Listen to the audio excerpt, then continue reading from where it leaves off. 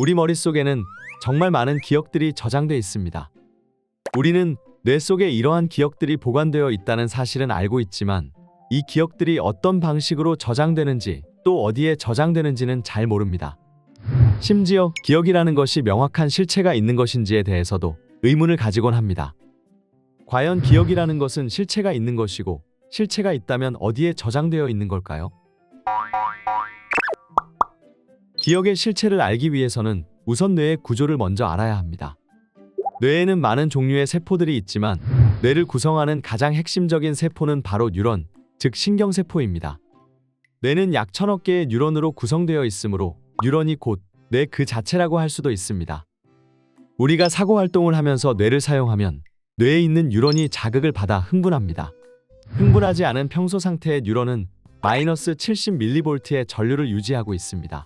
그러나 자극으로 인해 뉴런이 흥분한다면 나트륨과 같은 이온들이 뉴런 속으로 들어와 뉴런의 전류가 높아져 마이너스 70mV에서 30mV까지 약 100mV의 전류가 급상승하게 됩니다.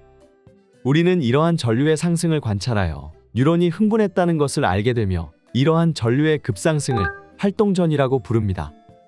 또한 뉴런과 뉴런 사이에는 약간의 틈이 있으며 이 틈을 시냅스라고 부릅니다.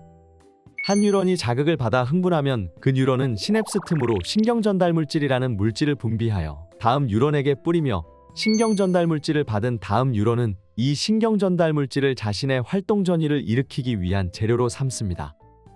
이것이 바로 뇌 속의 뉴런이 연쇄적으로 다 함께 흥분하는 원리입니다. 뇌의 구조를 알게 되었으니 다시 돌아와서 기억의 실체에 대해서 알아볼까요? 우선 단기 기억은 어떤 원리로 형성되는 것일까요? 단기 기억의 형성에 관한 실체는 바다달팽이를 예시로 이용해 설명할 수 있습니다. 바다달팽이의 아가미를 건드리면 바다달팽이는 깜짝 놀라 아가미를 움츠립니다. 그러나 매우 약한 강도로 아가미를 계속해서 건드리면 처음에는 아가미를 움츠리다가 이 자극이 무해한 자극임을 인지해 기억한 후에는 이후의 약한 강도의 건드림에 전혀 반응하지 않게 됩니다. 이것이 바로 단기 기억의 한 형태인 습관화입니다. 이 습관화가 어떻게 일어나는지 뉴런적 관점에서 살펴볼까요?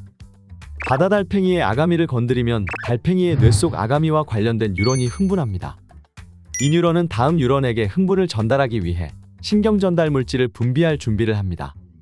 그런데 신경전달물질을 분비하기 위해서는 먼저 뉴런이 칼슘 이온을 잔뜩 먹고 이것을 원동력으로 이용해야 신경전달물질을 분비할 수 있습니다.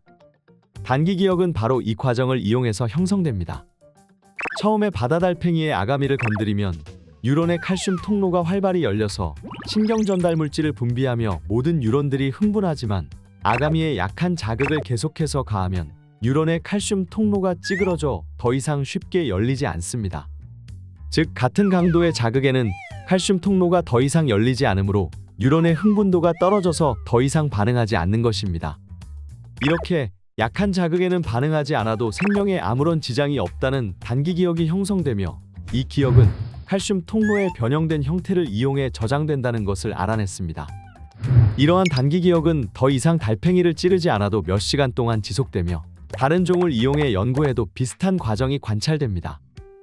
이것이 바로 아기가 태어나서 가장 먼저 겪게 되는 단기 기억의 형성 과정입니다. 그렇다면 장기 기억은 어떤 원리로 형성되는 것일까요? 장기 기억은 단기 기억을 계속해서 떠올리고 복습하는 강화 과정을 거쳐서 형성됩니다. 이 강화 과정은 뉴런들 사이의 영구적인 구조의 변화를 일으켜서 형성됩니다. 자극을 받아 흥분한 뉴런은 다음 뉴런도 흥분시키기 위해 신경전달물질인 글루타메이트를 다음 뉴런에게 뿌립니다.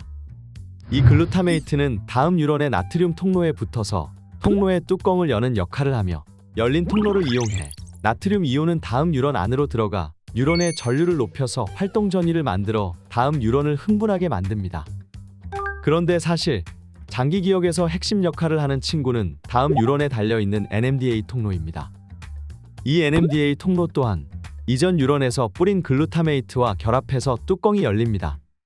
그런데 NMDA 통로는 나트륨 이온이 아닌 칼슘 이온을 뉴런 속으로 빨아들이는데 이 칼슘 이온은 뉴런 안으로 들어가 두 가지 핵심적인 역할을 합니다.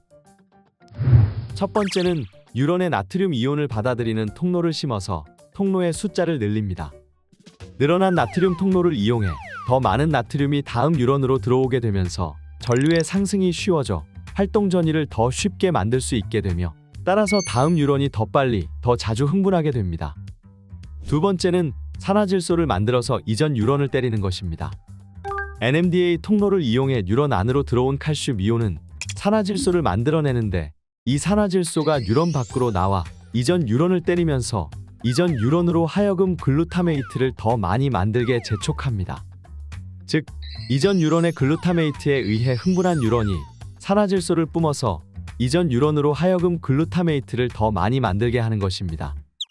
칼슘 이온이 하는 이 두 가지 역할로 인해 뉴런과 뉴런 사이는 더 끈끈하고 강하게 결합해서 쉽게 끊어지지 않습니다.